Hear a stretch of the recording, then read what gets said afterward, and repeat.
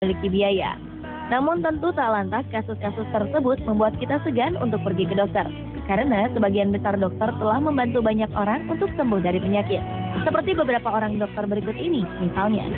Mereka melepaskan gaya hidup mewah dan rela hidup sangat sederhana, tidak dibayar, demi menyelamatkan nyawa manusia. Para dokter ini tak mengejar materi dan mengabdi sepenuhnya pada profesinya yang mulia. Pemirsa, inilah 7 dokter yang rela hidup sederhana demi pasien versi On The Spot.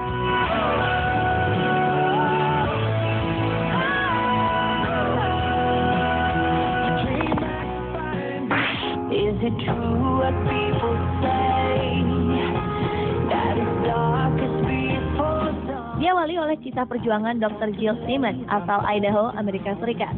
Pada 1997, ketika perang di Sudan pecah, Dr. Jill Simmons yang tergabung dalam Hero of Medicine dikirim oleh Medicine Sans Frontiers untuk menyelidiki penyakit Kala Azar, sebuah penyakit parasit mematikan setelah malaria. Daerah ini memiliki sarana yang sangat buruk, tak ada sarana transportasi dan juga fasilitas kesehatan. Otomatis Dr. Jill harus melakukan kegiatannya dengan berjalan kaki kemana-mana. Selama 7 tahun, ia dibantu oleh beberapa rekan bekerja tanpa lelah menyelamatkan 19.000 pasien. Bahkan ketika tim dokter telah ditarik oleh pihak Medicine Sans Frontiers, Dr. Jill berkeras untuk tetap tinggal di Sudan untuk membantu warga mendapatkan perawatan medis meski tanpa memperoleh bayaran 1 peser pun.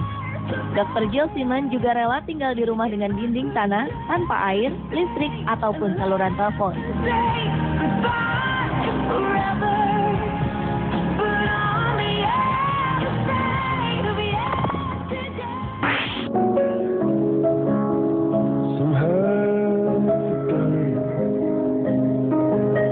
Pada 1980-an, Kamerun tidak memiliki perlengkapan medis yang memadai. Rumah sakit di sana bahkan tidak memiliki ahli bedah syaraf dan dokter spesialis untuk membantu menyembuhkan penyakit pasien. Tak jarang pasien meninggal saat menunggu diperiksa. Jumlah dokter dan pasien di Kamerun memang tak seimbang.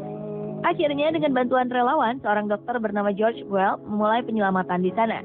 Dr. George tak segan berkeliling dari desa ke desa untuk memberikan bantuan medis secara gratis. Beberapa desa tidak memiliki sarana transportasi, sehingga Dr. George harus berjalan kaki sejauh 60 km. Dalam 1 hari, ia dan beberapa orang rekannya bisa mengobati tak kurang dari 500 orang pasien. Semua biaya ia peroleh dari dana sumbangan, tanpa bantuan apapun dari pemerintah.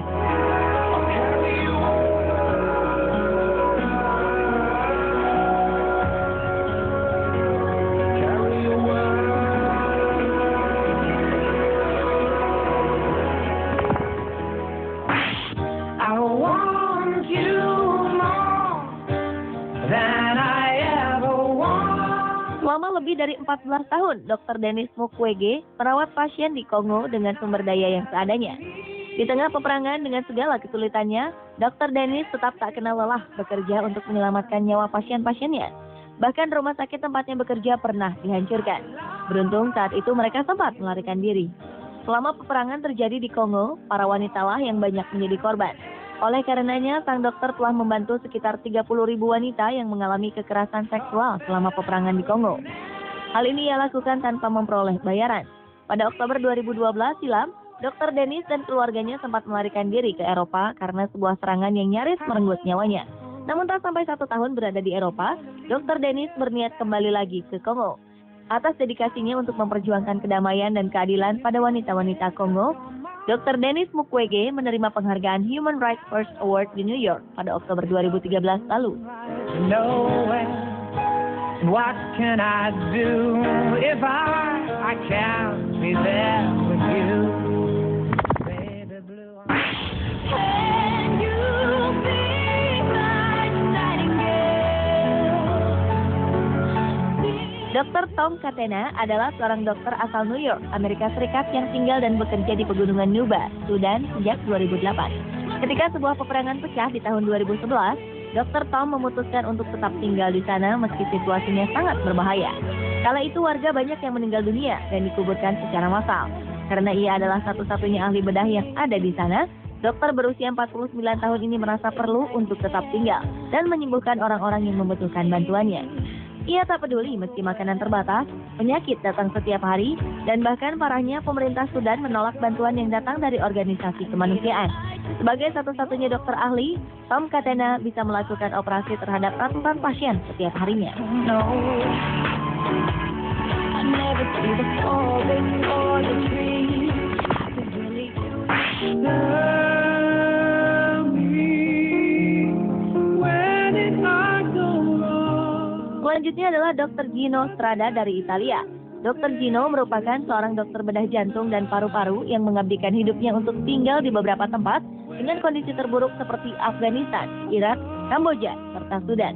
Ia adalah tokoh yang mengusulkan semua pertolongan medis, seperti operasi jantung tingkat pertama secara gratis pada pasien.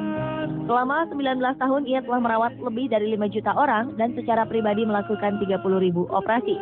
Dr. Gino Strada bahkan membangun rumah sakit Salam Center di tengah gurun dan bernegosiasi dengan Taliban.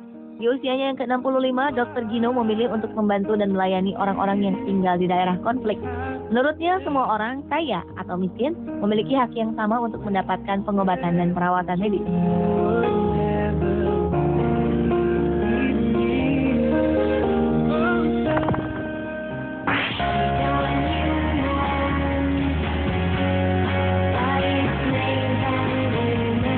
Bagi sebagian orang, Dr. Robert Figlow adalah seorang dokter berhati malaikat. Setelah lulus 1994 silam, dokter yang akrab dipanggil Dr. Bob ini memimpin sebuah tim untuk mengobati para pengungsi di Mozambik. Rupanya ia sangat terkejut dan terenyuh dengan keadaan masyarakat setempat yang begitu memprihatinkan. Dr. Bob kemudian memimpin lebih dari 28 misi kemanusiaan dan merawat 100.000 pasien secara gratis. Ia lalu membuka sebuah klinik di daerah miskin di Westville, Albany, New York. Demi aksinya itu, sang dokter sampai menjual rumah dan benda-benda berharga miliknya. Padahal di daerah ini, sebagian besar dokter enggan untuk datang. Ia membuka klinik tersebut untuk para pasien yang tidak mampu. Ia berdoa bersama mereka, memberikan bantuan obat, dan tidak memungut sepeser pun bayaran atas apa yang dilakukannya. Dr. Bob hanya mengandalkan gaji pribadi dan sumbangan dari sukarelawan untuk terus membantu para pasien dengan memberikan pengobatan gratis.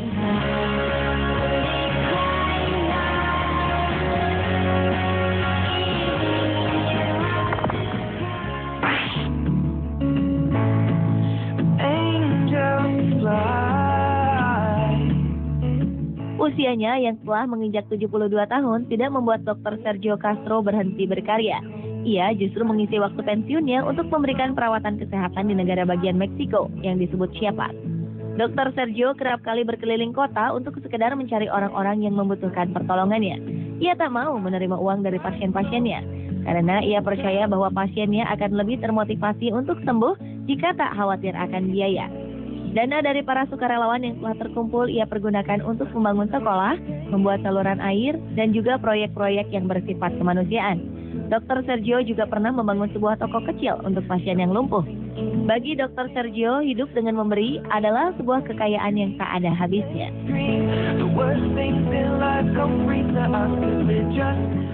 Pemirsa, itulah ketujuh dokter yang rela hidup sederhana demi pasien versi On The Spot.